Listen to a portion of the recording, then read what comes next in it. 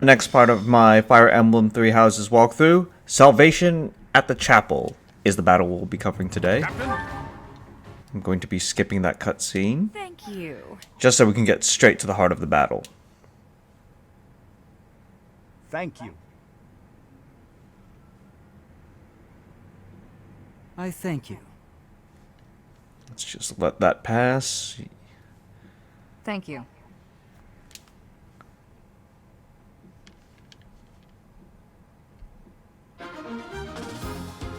Right. You're going to see that this battle is significantly different than what you've seen the first time around. In that, not only do you have, well, monsters to deal with, you've also got allies in different corners of the map.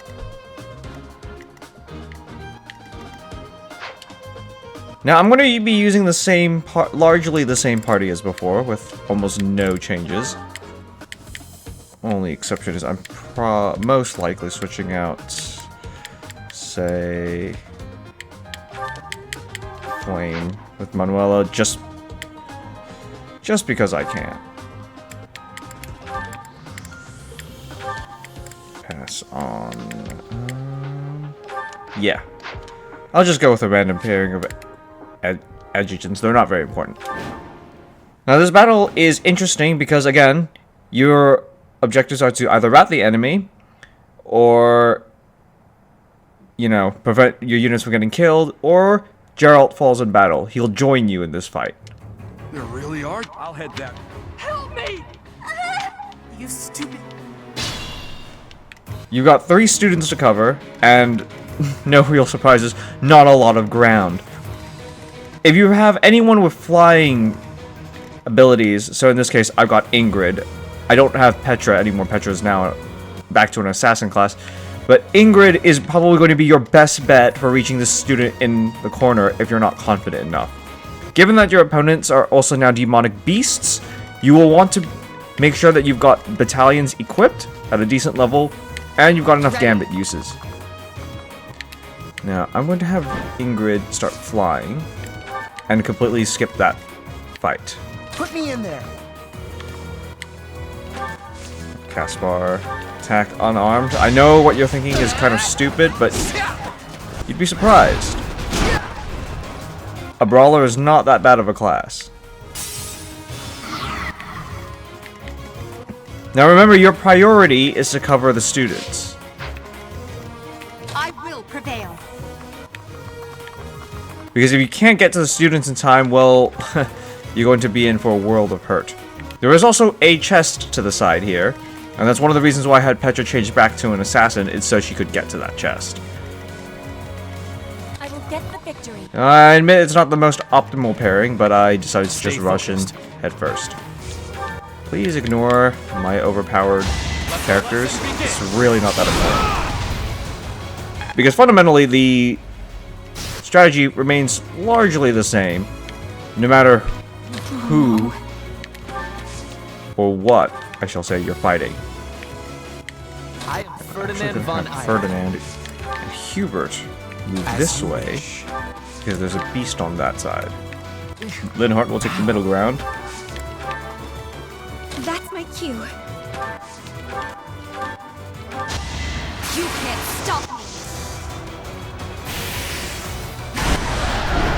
I've got many skills, you know. Demonic.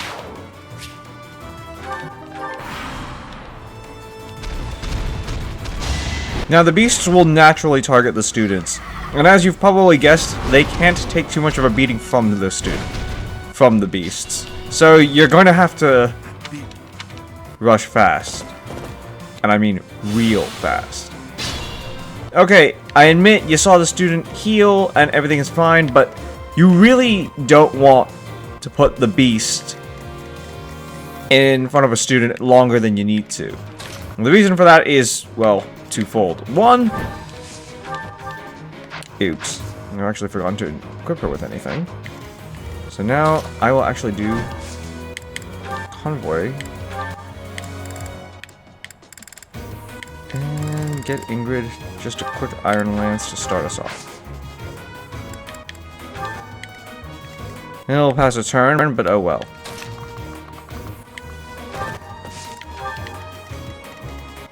I could have had Ingrid act as bait, but, well, it seems Ferdinand's moved up enough that he can be bait too.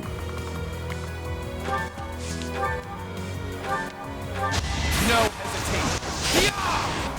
Really, this is just about making sure that the beasts don't get too close to any of the students. It's not really important how this happens, just that it does happen. Winning's always nice. It was so... If a student is rescued in time from their respective beast, they will evacuate, just like the villagers did when you were at Ramire Village. Right makes might, right? Thank you. Now that leaves one student left. And that will be the person in this corner with this beast. Really, this battle isn't too hard if you've ever fought beasts before. Or you had a lot of experience fighting monsters. Because generally, as I've mentioned before, gambits, ganging up on beasts, breaking those yellow squares will go a long way in making sure that the beasts can't actually deal any significant damage. Or won't cause too much of a problem. You really want to gang up on the beasts. They're not an enemy that you're going to take on. Oh well, I guess Petra couldn't reach that chest in time because I'm not going to give Petra enough time to reach that chest. Now, as apologies for having Ingrid leave, I'm going to have her deal the final blow. You weren't ready. Sorry.